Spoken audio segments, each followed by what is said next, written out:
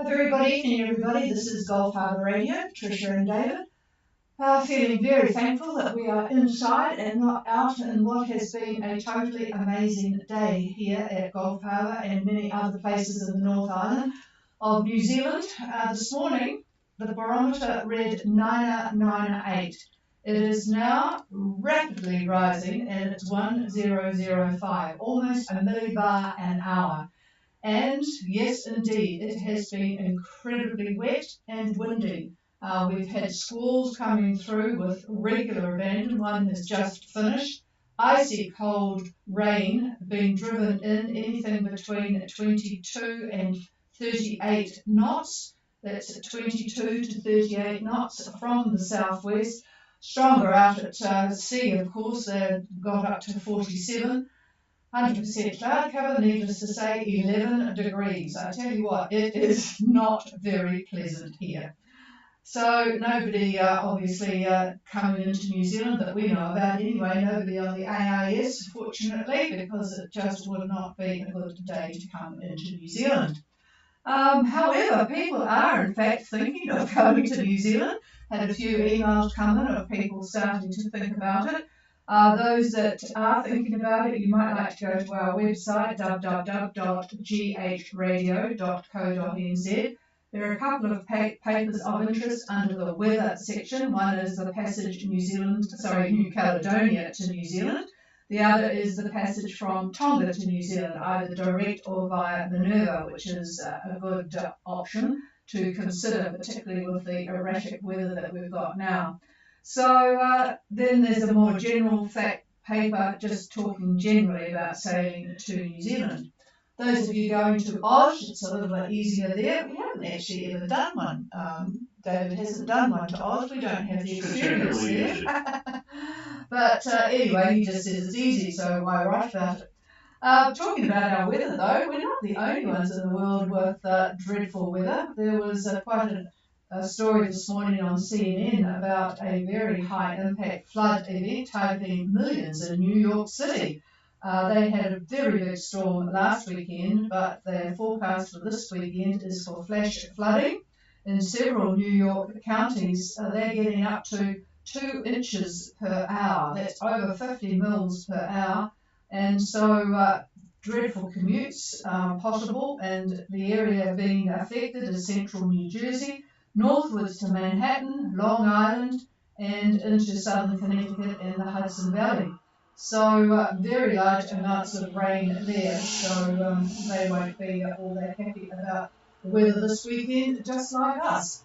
So not much more to report. I don't think there's going to be anybody out there, but I shall give a call. Is there anybody wanting to make contact? Please call.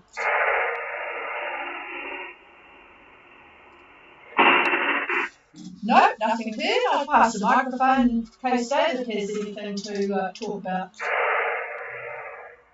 Well, just to remind everybody that we are officially in El Nino, and we are getting the weather patterns that are common with that phase. That's the ENSO phase, and it pretty much goes like clockwork at any particular phase. With El Nino, what we are getting now is what to expect. You have a high, then you have a low, then you have a high, then you have a low, and it's a continuous train just like that.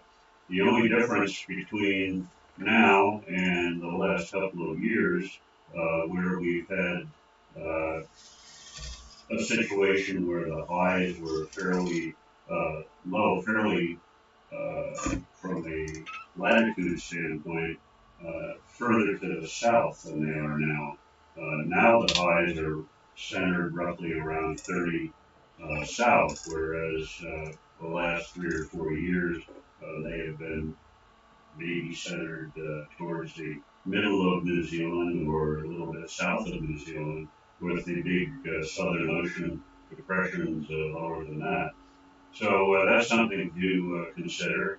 And in between all of this, you've got tremendous westerlies that are flowing. We have a high to the north and a low to the south. Guess what? It just creates westerlies. And that's what we are getting now. We certainly are getting it big time. As we go into week one of October, this is going to be very pronounced, which, listening to us, you certainly can believe what I'm saying. In addition to that, we also have a fairly weak MJO that's running through week two. As I said yesterday, there isn't much change from what the situation is now. Highs to the north, lows to the south, and moving all east to west. And by the third week, there's going to be a fair amount of southerly winds that are going to be affecting the South Island of New Zealand, which isn't going to make much difference to you, but we still are going to get the same scenario of the highs to the north and the lows to the south. And on the last week, the projections are for the ITCZ, Intertropical Convergence Zone. We expect that to get stronger, and it may start to shift a little bit further south than where it is now. It's going to be a little bit more active and a little bit more organized. And when that happens, we do have a possibility of depressions forming within that. And those depressions, of course, are going to be heading in a southward trajectory. So that's something to consider. Those of you that are in Tonga, that are talking about running to Minerva and then making the trip from Minerva to New Zealand when things seem a little bit better, seem to stabilize a little bit more. It's a faster trip, obviously. You don't have that much more distance to go. So that's a good option, the Minerva option. Otherwise, folks, you just have to pay attention to what's going on, and we'll see how the month shapes up. Remember, October is the windiest month of the year in New Zealand, historically. And those of you that are looking at November, that might be a good choice based upon what we're seeing at the moment. Although there are opportunities for leaving in October. In fact, there's one possible window that would have started, I would say, today and running through maybe 7 days to get to New Zealand, maybe 8 days you might make it. Although the next frontal band is projected to hit New Zealand on Sunday, a week from now, really, 7 days.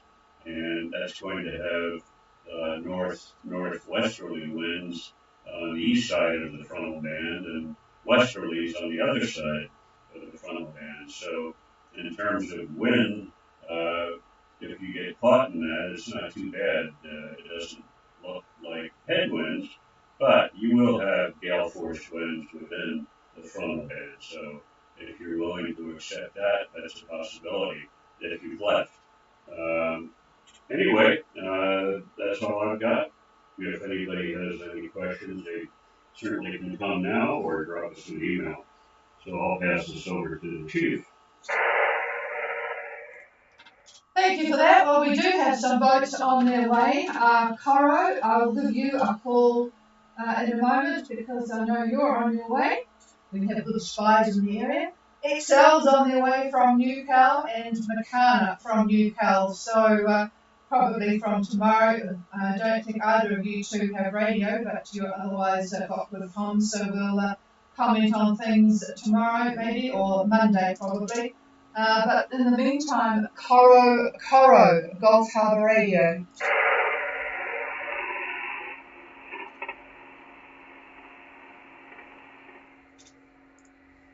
No, hopefully people know that we are still on the same UTC timetable. I'll just give one more call. Coro, Gulf Harbour.